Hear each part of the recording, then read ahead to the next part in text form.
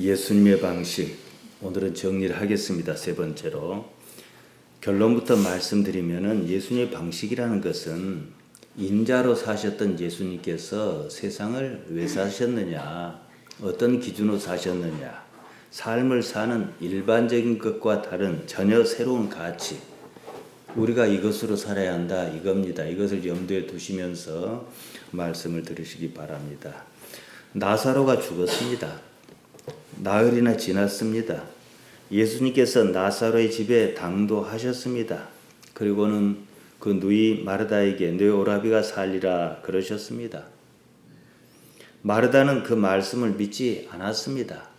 예수님께서 믿을 수 없는 분이어서가 아니라 자기 관념에는 죽은 사람은 더더군다나 어제 죽은 것도 아니고 나흘이나 지난 사람은 다시 살지 않는 거지요. 그렇기 때문에 내 오라비가 살리라 그러니까 마지막 날에 어쩌고 그랬던 겁니다. 계속 예수님께서는 부활을 말씀하셨음에도 불구하고 마르다는 자기 생각으로 계속 평행선을 달립니다. 그리고 이제 한참 뒤에 가면은 살아나게 나오죠. 이처럼요, 사람은요, 상대의 말을 믿지 않습니다. 상대가 예수님이라 해도 마찬가지입니다. 자기 관념의 동의를 구합니다. 그러한 자기 관념이 하나님 때문에 무너지는 것, 이것이 예수님을 믿는다 이 말입니다. 가룟 유다는 예수님을 대제사장에게 넘겨주었습니다. 그만큼 자기 자신을 믿었다는 얘기입니다. 자신이 믿음이라고 생각하는 그것을 믿습니다. 예수님 믿지 않습니다. 예수님의 방식은 그런 것이 아니었습니다. 오로지 하나님이셨습니다. 자기를 버려 하나님을 얻고자 하셨습니다. 그것입니다. 자기를 비우지 않으면, 자기를 부인하지 않으면 하나님을 볼 수가 없습니다. 마태복음 5장 8절이 그겁니다. 마음이 청결한 자는 복이 있나니 저희가 하나님을 볼 것이라 하셨습니다. 마음이 청결하다, 마음을 비웠다 그 뜻입니다. 자기를 비운 겁니다. 자기 부인이 이거예요. 그러면 복이 있는데 어떤 복이냐? 하나님을 보는 복, 하나님을 알아차리는 복, 마카리오스입니다. 하나님을 아는 사람은 하나님과 함께 살 것입니다. 우리가 셉니까? 하나님께 셉니까? 우리가 옳습니까? 하나님께서 옳으시겠습니까? 그리고 영원을 지향할 것입니다. 그러면 더 이상의 복은 의미가 없습니다. 제가 3주에 걸쳐 예수님의 방식이라고 말씀드리는 중입니다. 예수님의 방식이란 이겁니다. 자기를 버리는 것 말이에요. 사람이 자기 인생에서 하나님이란 가치를 인식하기 위한 것입니다. 자기라는 것은요, 영원하지 않습니다. 한시적입니다. 그러나 하나님께서는 영원하십니다. 인생은 그러한 가치를 알고 추구하는 것입니다. 그리고 끝내 실현하자 그겁니다. 믿음이라는 말을 쓰기 전에 자기부터 초월해야 합니다. 우리가 무슨 재주로 자기를 초월하겠습니까? 자기 부인이지요. 요한복음 16장 30절에서 제자들이 이로써 예수님께서 하나님께로서 나오심을 우리가 믿삼나이다 그랬습니다. 여기에 대해서 요한복음 16장 31절에서 예수님께서는 이제는 너희가 믿느냐. 이게 이제 예루살렘 입성을 앞두고 있는 시점입니다. 이 말씀은요, 지금까지 그들은 예수님을 따라다녀도 믿지 않았다 이 말입니다. 믿는 것이 무엇인지 몰랐을 것입니다. 무엇을 믿어야 하는지 모르고 자기가 원하는 바를, 자기 생각을 믿었습니다. 그때 제자가 비로소 믿은 것은 예수님께서 하나님께로서 나오심이었습니다. 그 전에는 예수님께서 하나님께로서 오신 분인 줄 몰랐다는 얘기일까요? 예수님의 목적을 이제서야 제대로 이해했다 그겁니다. 이제서야 믿음의 방향을 제대로 잡았다는 것입니다. 그제서야 예수님께서는 비로소 제자들이 앞으로 당할 환난을 말씀하셨습니다. 그리고 십자가 지실 준비를 하십니다. 우리 기독신앙의 처음과 나중이 이겁니다. 우리는 예수님을 믿는다고 말합니다. 다른 사람에게도 예수님 믿어라 그럽니다. 그럴 때 우리 말고 다른 사람이 자네 예수님을 믿소 그러면 어떻게 이해할까요? 아마 교회 다닌 걸 생각할 거예요. 절에 다니는 것처럼 장소만 다르다고 생각할 거예요. 교회 다니는 것이 뭡니까? 예배하고 찬송하고 성경 읽고 기도하고 헌금 내고 과연 그런 것이 예수님 믿는 것일까요? 그런 일이 예수님을 믿는 것이 아니라 우리가 예수님을 믿기 때문에 그런 일까지 가능한 거예요. 그렇다면 우리가 예수님을 믿는다고 하는 말이 무슨 뜻일까요? 한번 생각해 봅시다. 예수님께서 이 땅에 사시는 동안에 보여주셨고 말씀하셨던 그것, 예수님께서 가지고 사셨던 삶의 가치관, 삶의 그것의 가치관, 그것을 우리의 가치관으로 받아들일 수 있느냐, 이 문제입니다. 이것을 조금 더 구체적으로 설명하기 위해서 성경에는 우리와 성정이 다르지 않은 무수한 사람의 얘기를 실었습니다. 그들이 사는 모습을 우리의 얘기로 들려주고 있다는 것이지요. 믿음의 사람이 무엇을 추구했느냐, 이 문제입니다. 결과적으로 봅시다. 아브라함, 이삭과 야곱이 있습니다. 궁극적으로 그들이 물질을 추구했습니까? 명예를 추구했습니까? 권력을 추구했습니까? 아닙니다. 올바르게 하나님을 섬기다 보니 그런 것이 따라왔을 수는 있습니다. 마태복음 6장 32절에서 예수님께서는 하나님께서 그 모든 것이 우리에게 있어야 할 줄 아신다 그러셨습니다. 오히려 그 바탕이 되는 모든 것을 포기하면서까지 다른 무엇을 추구했다는 것입니다. 성경이 그것을 말합니다. 아브라함과 이삭과 야곱의 삶은 한마디로 본토, 친척, 아비집을 떠나는 삶이었습니다. 안정된 삶을 포기했습니다. 인맥을 잃었습니다. 세상에 살되 세상적 삶을 인정하지 않았습니다. 불교식으로 말하면 뭡니까? 출가예요. 출가의 의미가 그겁니다. 가출과 달라요. 한 번만 뒤집어 쓰는 가출이나 출가나 같은 말인데 의미가 달라요. 그냥 집 나가면 가출이고 무슨 목적이 있어서 인생의 큰 것을 얻고자 해서 집을 나가면 출가예요. 우리는 집에 살아도 출가해야 하는 거예요. 예수님께로. 그렇게까지 하면서 얻어야만 했던 것이 무엇이냐 그겁니다. 하나님이지요. 생각해 보세요. 아브라함과 이삭과 야곱에서 하나님 빼고 뭐가 남습니까? 그들이 어떻게 사는 게 중요한 게 아니에요. 결과적으로 그것 때문에 그런 삶이 있었다는 거죠. 그러지 않고서는 하나님을 얻을 수 없었습니다. 성경은 그것을 말합니다. 그들이 삶을 선택한 것이라면 그들은 하나님이 아니면 도저히 살 수 없는 삶의 환경을 선택했다는 것입니다. 그런 삶을 사는 삶은요, 사실은 불안하긴 합니다. 하지만 그렇게까지 하면서 하나님을 포기할 수 없었다는 것이고 궁극적으로는 하나님으로 인해서 불안을 해소했다 이겁니다. 그것이 우리가 믿음의 사람이라고 말하는 그들이 가졌던 삶의 방식이며 가치관입니다. 사람은 불안한 상황을 예측하는 능력이 있습니다. 보다 안정적인 삶을 누리겠다 싶은 쪽을 선택합니다. 하나님을 선택하는 일은 그것과 반대로 어긋납니다. 그래서 하나님을 덜어는 멀리합니다. 따라서 우리 신앙인의 삶이란 이런 불안을 어떻게 신앙적으로 하나님 안에서 어떻게 극복할 것이냐는 문제입니다. 섣을 쥐고 불로 들어가면서 살겠다. 이건 사실 역설적인 상황이지요. 그러면서까지 우리는 그 상황을 이겨보겠다는 거예요. 하나님으로 말미암아 그렇습니다. 그래서 자기 판단이 앞서는데 그 판단이 아니다 이겁니다. 그리하여 의와 믿음이란 말이 나옵니다. 창세기 15장 6절은 이렇게 말합니다. 아브라함이 여호와를 믿으니 여호와께서 이를 그의 의로 여기시고 하나님께서 의로 여기신 것은 아브라함이 이 세상을 사는 방식을 말하는 거예요. 히브리서 기자는 모세에 대해서 이렇게 말합니다. 히브리서 11장 24절 25절입니다. 믿음으로 모세는 장성하여 바로의 공주의 아들이라 칭함을 거절하고 도리어 하나님의 백성과 함께 고난받기를 잠시 죄악의 낙을 누리는 것보다 더 좋아하고 출애굽기 2장에서 보면 나오는데요. 모세가 고난을 사실 자청한 것은 아니었어요. 일이 그리 되었습니다. 하지만 결론적으로 그렇다는 거예요. 왜냐? 이걸 모세가 알고 있었거든요. 남이 나를 어떻게 보느냐에 대해서 모세 자신은 관심을 가질 처지는 아니었습니다. 모세라고 하는 사람의 의식 속에 어떤 가치관이 있었느냐? 이 문제, 이 관점에서 보아야 합니다.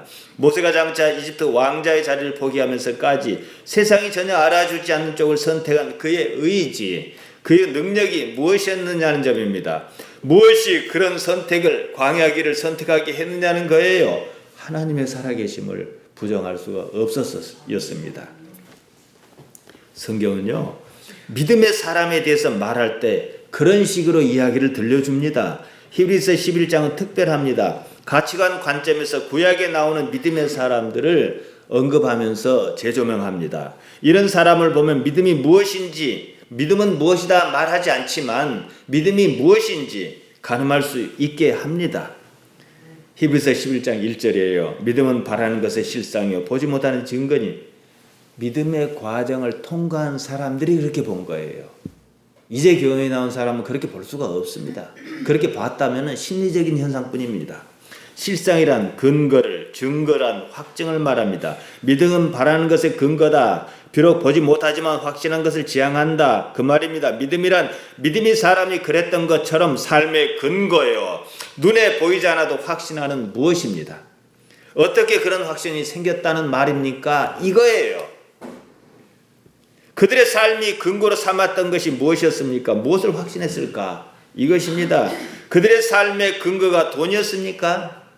명예나 권력이었습니까? 그들이 확신했던 바가 부자가 되는 것이었을까요? 그들이 권력자가 될 줄로 확신했었던 것입니까? 아닙니다. 하나님이었어요. 오로지 하나님이었어요. 삶의 과정은 이러고 저러고 한 일이 있습니다. 그러나 그러는 중에도 하나님만큼은 변하지 않고 점점 더 뚜렷해 갔다는 거예요. 그들의 삶의 근거는 하나님이었습니다. 그들이 확신하였던 바는 하나님께서 살아계신다는 그 사실이었습니다. 히브리서 11장 1절에서 실상이나 증거나 같은 뜻을 반복해서 말을 바꿔 쓴 겁니다. 히브리서 11장 3절입니다. 믿음으로 모든 세계가 하나님의 말씀으로 지어진 줄 우리가 아나니 보이는 것은 나타난 것으로 말미암아 된 것이 아니니라. 저절로 된 것 아니다 이 말이에요. 하나님께서 살아계시며 그 백성을 돌보고 계신다는 수많은 경험이 그들의 삶에 있었습니다. 그래서 그리 보이는 거예요. 저절로 된 게 아니에요. 그것은 처음부터 예상하거나 기대하지도 않았던 다른 어떤 세상을 이제는 바라게 한다는 거예요. 그러한 가치관을 가지고 살다 보니까 나름대로 깨달음이 온 겁니다.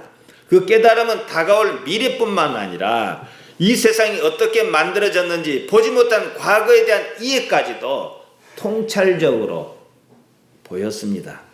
해와 달과 별이 그냥 저절로 생긴 건 아니구나. 그런 통찰력으로 창세기를 기록했습니다. 생각해 보세요. 흔히들 창세기 창출 내민신 모세 또는 모세의 추종자가 기록했다고 그럽니다. 그러면 모세가 하나님께 창조하신 걸 옆에서 보고 기록했겠습니까? 나중에는 통찰로 기록한 거지요. 그게 믿음이라는 거예요. 하나님이 계시, 이건 참 무책임한 얘기입니다. 그 계시 받은 당사자 외에는 그런 말 할 수가 없어요. 어떤 개인의 그런 관념에다가 우리 인생을 걸 수는 없습니다, 여러분. 우리 신앙은요, 궁극적인 삶, 영생의 문제를 다뤄야 합니다. 현실 세계의 생사화복도 그런 관점에서 보아야 합니다. 보통 설교자는 이런 말을 별로 하지 않습니다. 의도적이진 않지만 청중이 좋아하지 않는다는 것을 압니다.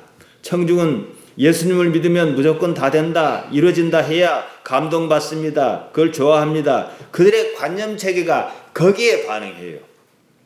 설교자는 그런 구절만 뽑아서 쓰고 싶은 유혹이 있습니다. 같은 말씀이라도 그런 쪽으로 청중의 이해를 유도하고 싶어 합니다.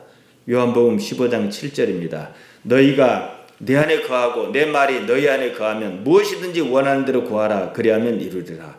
무엇이든지 원하는 대로가 있는 사람은 이 말씀을 자기식으로 이해를 할 거예요. 예수님께서 하시는 말씀을 일단 그대로 보자면 우리가 무엇이든지 원하는 대로 이루는 것이 목표가 분명한 건 사실이에요. 대개는 이 말씀 보고 무엇이든지 원하는 데 이루리라는 데 초점을 맞춥니다. 그래 놓고 믿으면 된다는 거예요. 그럼 안 된 건 왜 안 됐겠습니까? 믿지 못해서 안 됐다는 거예요. 문제가 있습니다. 믿는 주체가 옳으냐 그거예요. 믿음의 주체는 납니다. 내가 믿으면 되고 믿지 않으면 안 되는 그런 것이냐는 문제입니다. 이것이 바로 믿음의 함정이에요. 신앙이라면 대개 이 함정에 한 번씩은 빠집니다. 그리고 믿음의 실패라는 믿음의 배신을 철저하게 한번 경험합니다. 여기서 두 갈래로 나와요. 이제 기술자로 살든지 그냥 말이 그렇다는 것인지. 그러나 우리는 제3의 길을 선택해야 돼요. 그 말의 의미를 분명히 이해해야 합니다. 자기의 믿음, 자신의 믿음에게 자신에게 실패한 것입니다. 그때는 자기를 부인하는 기회입니다. 그조차도 깨닫지 못하는 수가 많다는 거예요. 사실 믿음은 죄가 없습니다. 자기를 어떻게 인식하느냐는 문제 때문입니다. 자기 부인이 없는 믿음은요, 그래서 그 자체가 헛것입니다. 하나님께서 우리에게 복 주시기 원합니다. 거기에는 다른 이유가 없습니다. 단지 우리가 하나님의 자녀라는 사실 그것 하나 때문입니다. 복이 하나님의 자녀라는 사실보다 더 우선일 수는 없어요. 하나님의 자녀이기 때문에 때에 따라서는 우리가 복이라는 것을 한켠으로 제쳐두고 우리를 징계하실 수도 있어요. 히브리서 12장은 여기에 대해서 잘 설명합니다. 징계가 없으면 하나님의 자녀가 아니라 그랬습니다. 우리는 하나님의 자녀로서 합당하도록 성숙해야만 합니다. 그것을 위해서 때로는 징계가 있습니다. 궁극적으로는 그게 복이라는 거예요. 우리가 좋아하는 것만 복이 아니라 이거지요. 우리는 삶에서 그러한 과정을 통해서 하나님께 익숙한 사람으로 성장하려는 것입니다. 예수님을 믿는다는 것은 지금까지 우리가 추구했던 가치, 세상과는 전혀 다른 가치관을 가지는 것입니다. 이 세상이 추구하는 가치는 자신의 몸의 삶이 마치 전부인 것처럼 여기는 것입니다. 몸의 삶에는 한계가 있다는 것을 뻔히 알면서도 그것이 마치 전부인 것처럼 생각합니다. 자신이 진리의 중심에 서 있는 것처럼 알고 있습니다. 궁극의 목적이 없습니다. 예를 들자면 누가 돈을 벌어야 하겠다고 말했다 그럽시다. 돈 벌어서 무엇 하느냐고 물으면 집도 사고 차도 바꾸고 어쩌고 저쩌고 답합니다. 그러면 그 다음에는 무엇 할란가 하고 물으면 답 못해요. 감사하게도 돈을 버는 과정에 충분한 시간이 걸리기에 망정이지 오늘 돈 벌겠다고 내일 돈 벌리면은 사람이 참 희한해질 거예요. 그런 시간조차 없다면 참으로 험악하다는 사실을 깨달아야만 할 것입니다. 아직 돈을 그렇게까지 못 번 우리도 시간을 좀 줄여서 이해하는 능력은 있기 때문에 이런 것을 우리는 짐작할 수가 있어야 해요. 단지 목숨을 삶의 가치관이란 사람이 죽고 살고 하는 것에 대한 이유입니다. 그것 때문에 죽고 그것 때문에 살 수 있는 무슨 근거가 있어야 하는 거예요. 단지 목숨을 근근히 이어가는 것이 사는 것의 궁극적인 이유라면 그 사람에게는 그것이 가치관일 것입니다. 하지만 그것은 몸의 죽음과 함께 썩고 말 가치입니다. 돈을 많이 벌어 남을 지배하고 그 위에 군림합니다. 내가 얼마나 잘난 사람인가를 보여주는 것이 사는 이유라면 그건 역시 그 사람의 삶의 가치관일 것입니다. 그것은요, 몸이 죽으면 함께 없어질 것입니다. 우리는 그것을 보지도 않고 잘 압니다. 영생을 말하는 우리 신앙에서 단지 몸이 죽고 살고 하는 것은요, 그다지 중요하지 않습니다. 어떻게 사느냐, 어떠한 가치관을 가지고 사느냐가 중요할 뿐입니다. 삶의 종점에 이르면 사람의 성숙도가 정해질 것입니다. 더 이상의 기회는 없으니까요. 나이로 치자면 영적 나이라 표현하겠습니다. 평생 그가 추구한 것이 무엇이었는가 그때 결실로 나타날 것입니다. 그런 관점에서 히브리서 11장은 믿음을 얘기하는 거예요. 영생의 세계는 바로 영생의 세계에서 바로 그것이 삶의 동력입니다. 삶이 뜻대로 잘 풀리지 않습니다. 그래도요, 그것이 복이에요. 안 풀리면서 어디로 인도해 가실 거니까 하나님께서 말해요. 뜻대로 지체 없이 이루어지고 바라는 것은 무엇이나 금방 다 이루어지는 그런 삶이라면 어떨까요? 궁극적으로 그것이 삶이겠는가? 이런 회의에 빠질 수밖에 없습니다. 삶이 무엇을 위하여 있는가? 깊이 생각해야 해요. 사회적으로 훌륭한 사람들이 있습니다. 남을 도우며 헌신한 사람이 있습니다. 의미 있는 일입니다. 하지만 그뿐이에요. 그 일로 인하여 아무런 명예조차 얻지도 바라지도 않았다 그럽시다.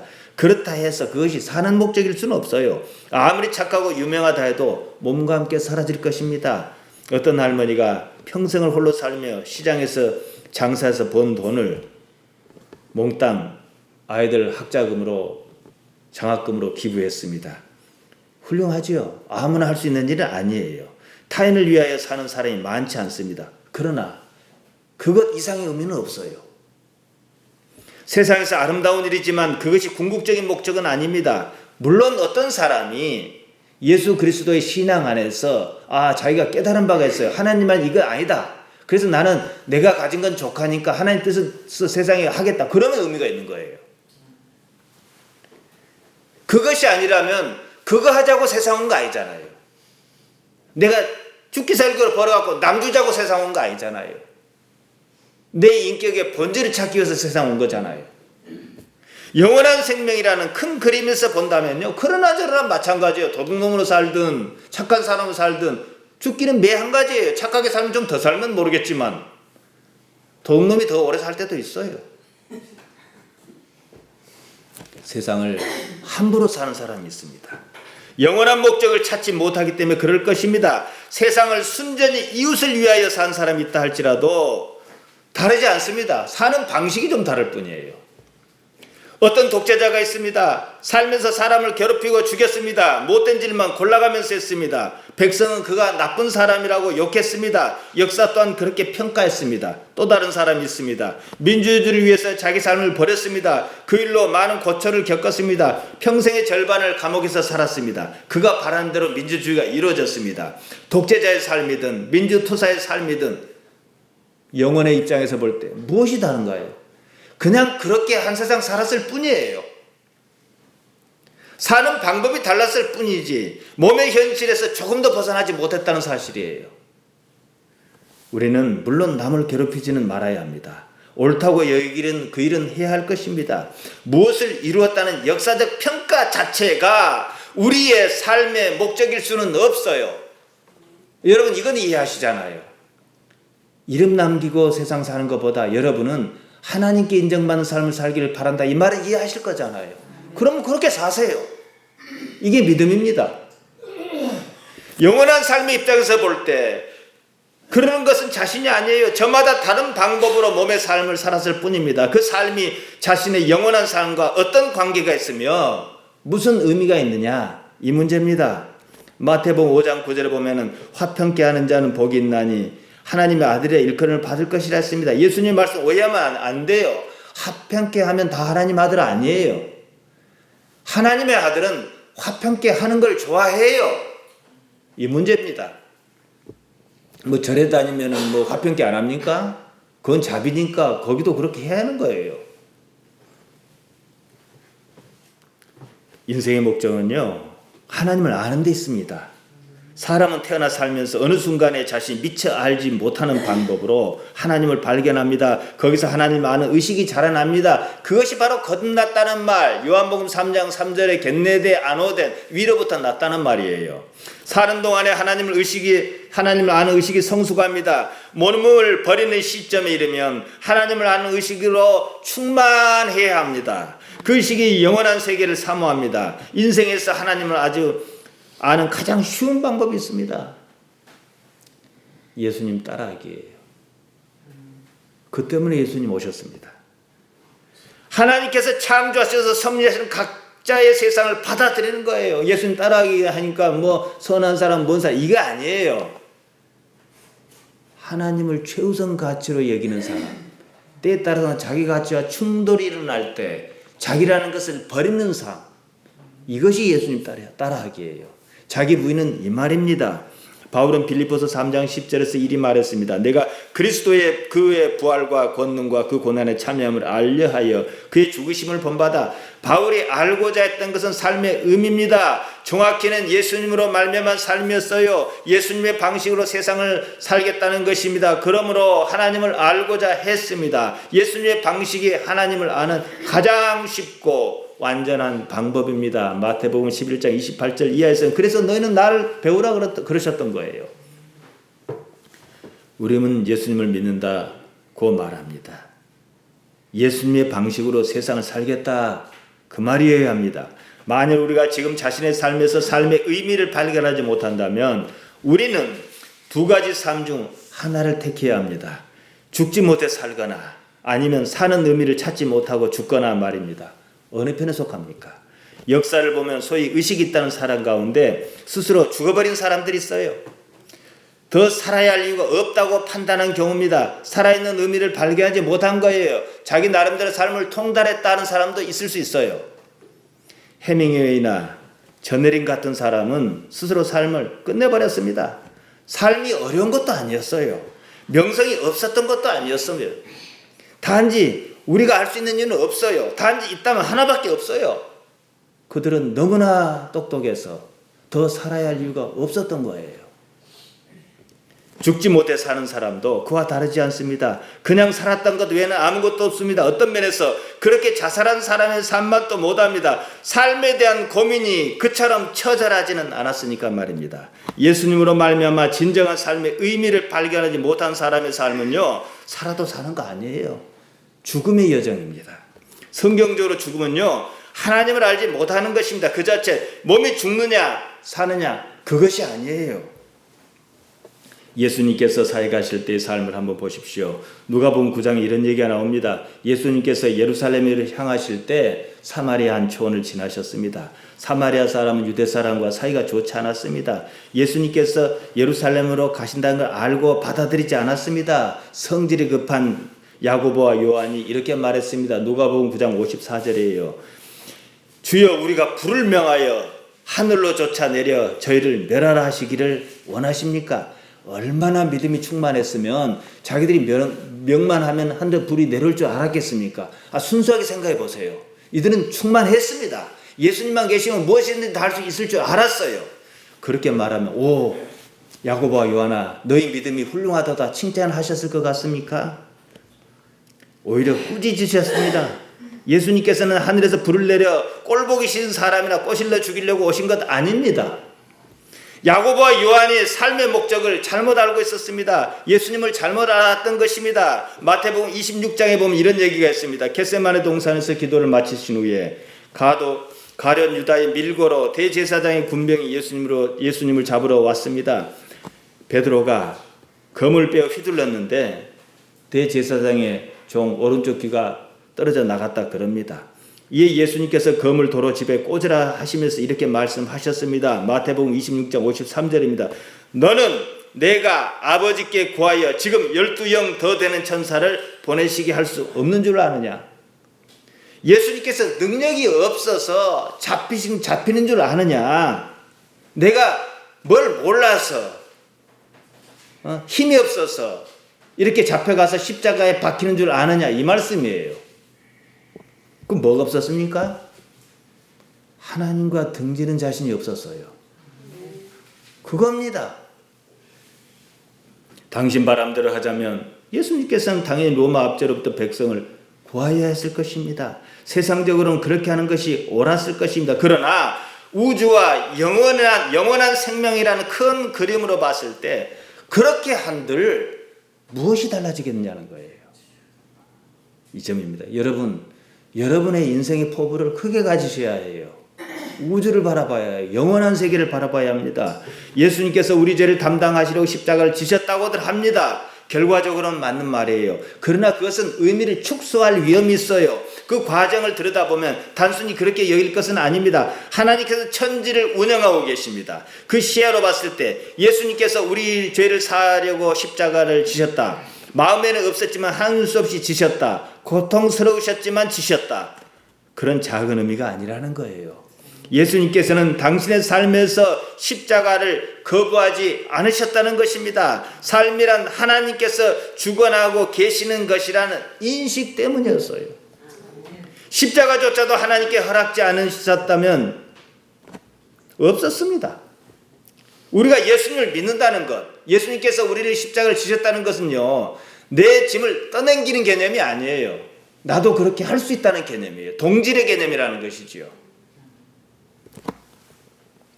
우리가 예수님께서 말씀하신 대로 자기를 부인하고 자기 십자가를 져야 한다면 이런 의미입니다. 삶을 보는 관점에서 이런 예수님을 따라하기가 우리 신앙이라 이거예요. 쉽게들 말합니다. 예수님께서 나를 위해 십자가를 져주셨다. 그러면은 나는 자기를 부인할 일도 없고 십자가를 질 일도 없어야 하는 거예요. 그러잖아요. 바르게 이해하셔야 합니다. 예수님께서 모두 감당하셨기 때문이지요.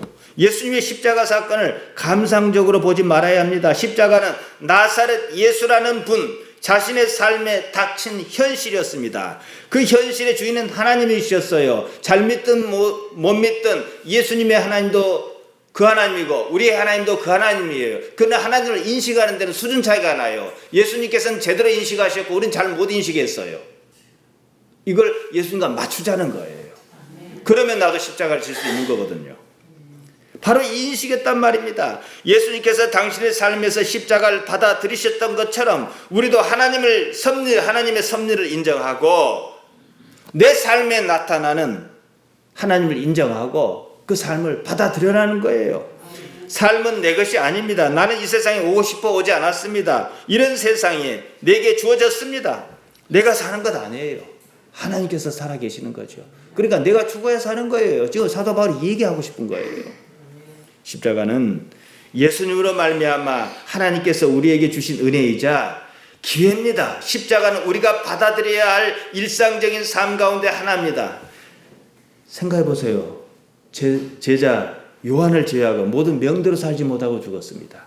그러나 그들의 죽음은 거의 그들이 자청한 것이었어요. 감사함으로. 이들은 죽음을 이길 힘이 생겼어요.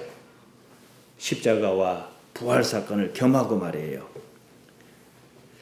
바로 그 삶에 하나님께서 관계하여 계신다는 확고한 인식이 있었습니다. 하나님 때문에 이제는 받아들일 수 있었어요. 예전과 같은 십자가인데 의미는 달랐어요. 염려할 것은 없어요. 우리도 질 수 있어요. 하나님께서 그걸 원하시면 우리에게 그걸 질 만한 능력을 주실 것이니까 말이에요. 사도행전 7장에 스데반 집사와 같은 행복한 죽음이라면 우리 중에 누가 못 지겠습니까? 우리가 부자가 되거나 능력자가 되거나 권세자가 되거나 하는 그런 일은 우리가 이 땅에 살면서 겪을 수 있는 그러저러한 일이 지나지 않습니다. 그런 일이 있다 해도 놀랄 일은 아닙니다. 그 일 자체가 우리 삶에 주는 의미는 딱 하나밖에 없습니다. 우리가 이룰 수 없는 그 일에 하나님께서 개입하셨다 그겁니다. 그랬다 할지라도 그냥 그런 일이 있었을 뿐입니다. 우리는 이 땅에서 끊임없이 평화를 이루어야겠지만 그 자체가 삶의 의미는 아닙니다. 믿음의 사람은 그러한 삶을 살지 않았습니다. 겉보기로 그냥 산 것 같아 보입니다. 속으로는 자신이 사는 삶 속에 하나님께서 어떻게 나타나시는가를 계속 지켜보면서 주시하면서 살았다는 사실입니다. 삶의 모양이 아닙니다. 삶의 깊이입니다. 항상 삶을 들여다보았습니다. 거기서 나타나는 어떤 변화를 느꼈습니다. 자신의 삶에서 하나님의 그림자를 온몸으로 느끼는 그런 삶이었습니다. 하나님 때문에 바로 거기서 삶의 진정한 가치와 행복을 얻을 수 있었습니다. 여러분이 무슨 일을 하든지 간에 그 일로 무엇을 얻을까 생각하지 마시기 바랍니다. 그 일 자체가 아니에요. 그 일로 인한 다른 무엇을 기대할 때 문제가 발생합니다. 단지 그 일을 하는 것 자체가 중요하며 거기에 의미가 있습니다. 아주 어린 아이를 보면은 장난감을 놓을 때 어린이 보면 쓰잘데없는 거잖아요. 근데 어린 아이를 가만 보면 그것은 마치 무슨 의미가 있는 것처럼 해요. 아주 신중하게 합니다. 아이를 바라보는 부모에게는 아이가 그렇게 진지하게 노는 것 자체가 의미 있는 것이지 아이가 하는 일 자체가 의미 있다고 생각 안 해요. 부모가 아이를 위하여 다른 의미 있는 일을 준비하는 것일 뿐이에요. 마찬가지예요. 하나님 보시기에 우리가 의미 있다고 생각하는 것은 아무런 의미가 없습니다.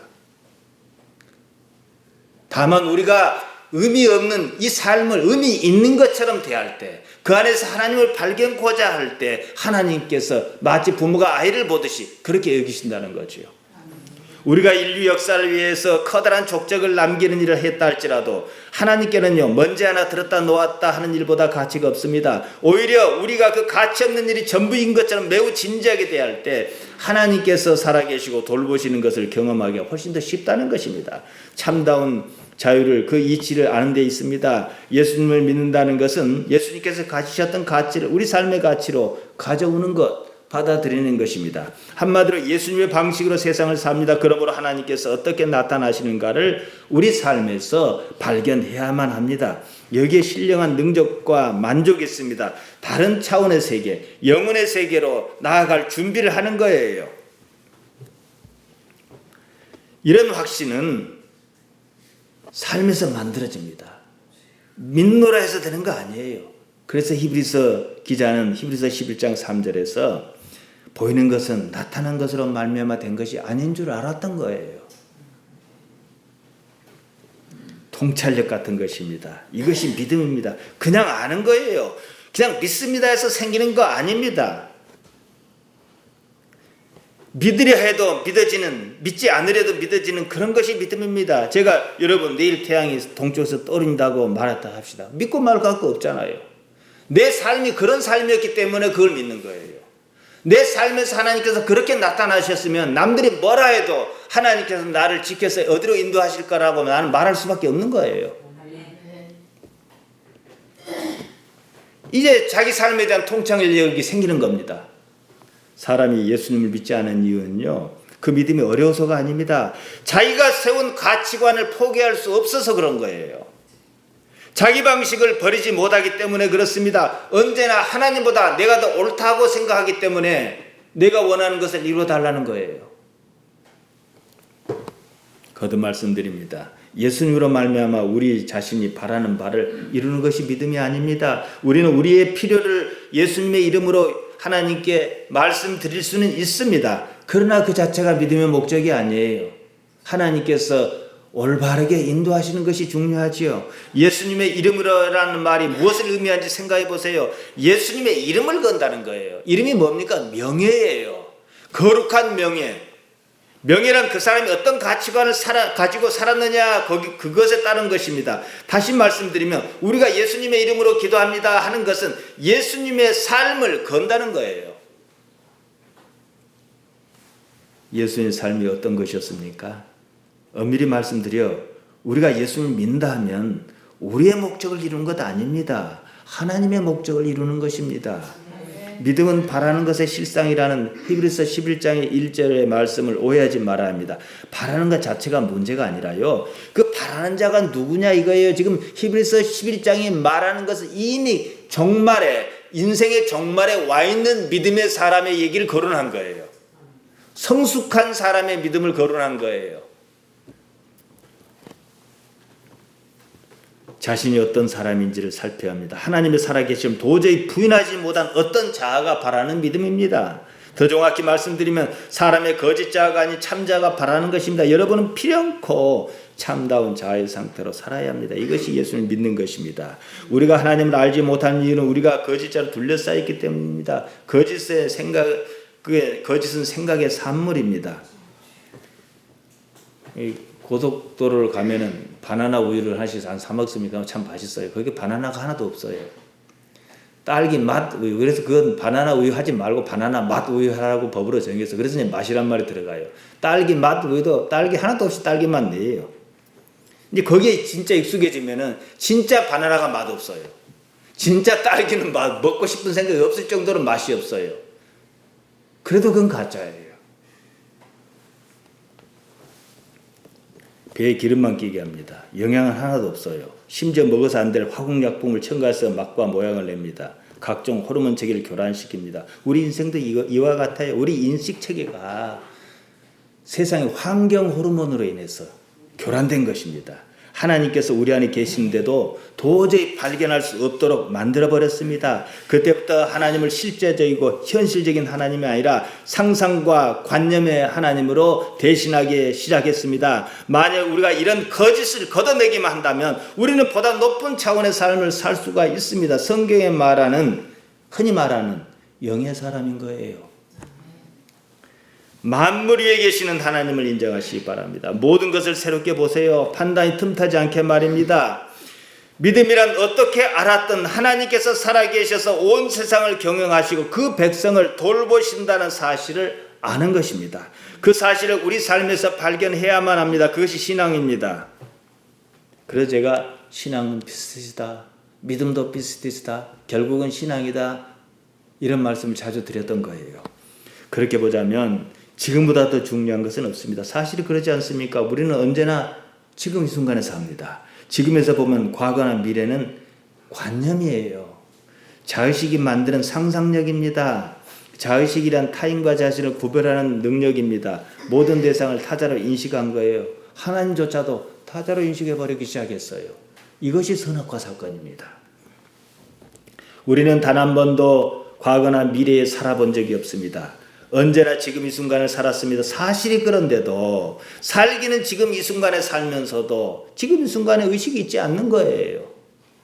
그러니 하나님을 어떻게 발견할 수 있겠느냐는 거예요. 하나님께서 지금 여기만 계시는데.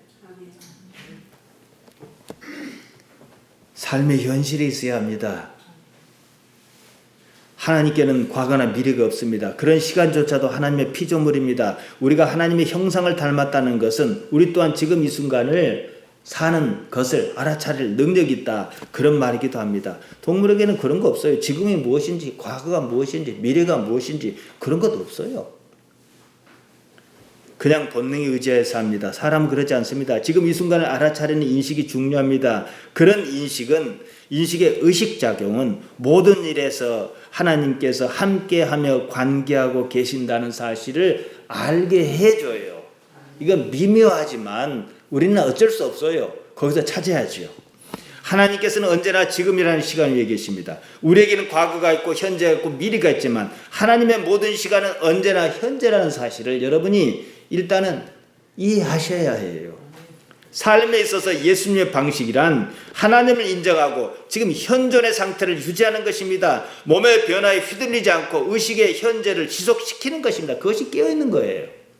지금 그리고 여기에 집중하시기 바랍니다. 모든 일을 처음 보는 것처럼 대해보시기 바라요. 일상적인 일을 언제나 새롭게 보는 것입니다. 우리 삶에서 궁극적인 것은 예수님께서 가지셨던 평안, 요한복음 14장 27절에서 말씀해 주신 것과 같이 그 평안을 이루는 것입니다. 평안의 자리는 언제나 지금 이 자리예요.